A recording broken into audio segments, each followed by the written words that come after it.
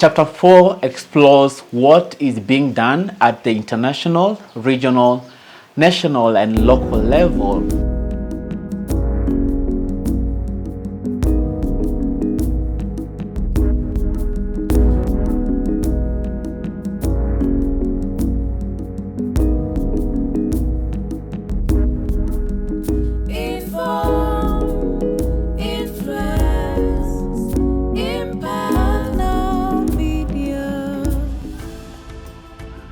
There's a lot that is being done at the international level.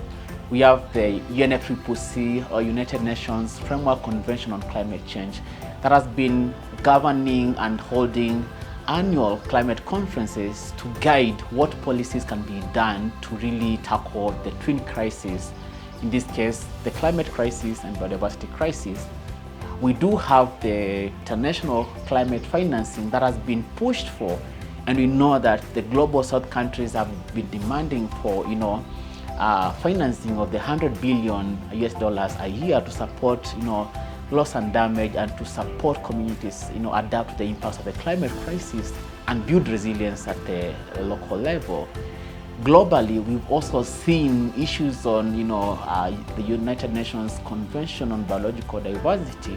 Right now, we have the Kunming-Montreal Global Biodiversity Framework, a critical blueprint that is supposed to guide the world towards a better environment, towards the protection of our biological resources, its wise use, and ensuring we can pass these resources to the future generations. There is the Loss and Damage Fund that was announced at the 27th Conference of Parties and Climate Change, and actually actualized in Dubai 2023 at COP28. So we see a huge progress in terms of trying to bring down this climate financing, addressing issues on loss and damage, so that we can repatriate, so that we can pay back the climate debt, that we can ensure just energy transition and really support global majorities or the grassroots communities really get the support, the technology transfer, and the resources they need to build resilience. At the regional level, we have key forums like the just concluded Africa Climate Summit, which was a pivotal moment for Africa to really bring about climate leadership, address issues around how we can govern our climate financing, how we can really be core patriots and core leaders in implementing the solutions to our regional problems. We also have initiatives like the AFRI 100 that wants to restore 100 billion acres. We have the Great Green Wall of Africa that is equally advocating to ensure that we do not allow the sub-Saharan Africa to suffer desertification and continue being degraded, therefore exposing more communities to vulnerabilities and the impacts of desertification across the sub-Saharan African regions. At the national level, we also have key policy and practice processes. The nationally determined contributions are some key strategies that countries are putting every 5 years to show ambition and their commitment to address climate crisis, and really clearly outline what climate financing they are contributing to solving the climate crisis, but also what kind of international support they need in terms of climate finance, technological support, technical transfers of capabilities and expertise to help really nationalize these solutions and bring them back to the grassroots. And at the local level, we do have, for instance, in Kenya, the FLOCA. So financing locally led climate action is important, and unless we bring it down to the local farmer, to the villagers, to the women, to the young people who are doing innovative projects, creative programs, and leading on landscape restoration, then the war against the climate crisis and biodiversity breakdown has not been won. So all this is being done, but the question is it enough? Is it working? Well, to some extent, there is some progress. It's somehow working or promising, but a lot more can be done.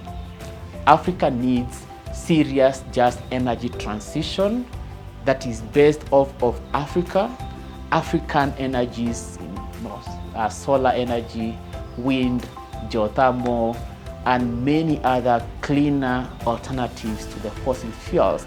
But it needs to be done from an African perspective, informed by serious and clear energy policies that unite Africa and at the country level. So that's a gap that needs to be filled. Africa is also the global youthful continent. So with this youth bulge, the growing youth population is an asset as opposed to being a curse. This asset needs to be tapped into. We need to enhance and build the youth capacity so that they are able to then take over initiatives, innovative ideas, and bring about the energy in the spaces that they represent. We need young restoration leaders at the global level. We need to seriously interrogate the whole climate change perspectives and also biodiversity. Do we need to go to the conferences of parties every year? If we must go, then how do we move beyond ambition to action? How do we deliver solutions? And how do we support the bearers of the solutions, which are the indigenous communities, the local people, the farmers, the women who are doing a lot of the works, the men who are farming on these farms, and the young people who are really supporting the communities to build creativities, resilience, and adaptive measures in the face of the climate crisis.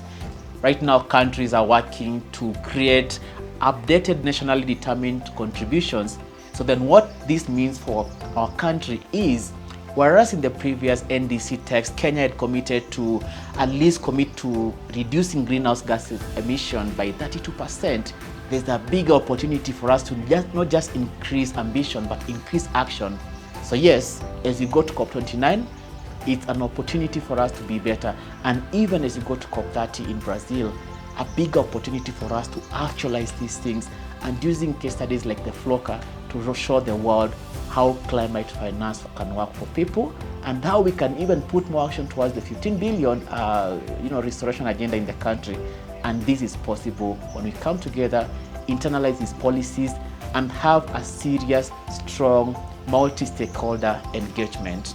It's possible for us, it's possible for Africa, it's possible for the world indeed, and it's possible for our landscape restoration, it's possible for biodiversity action, and for climate solutions.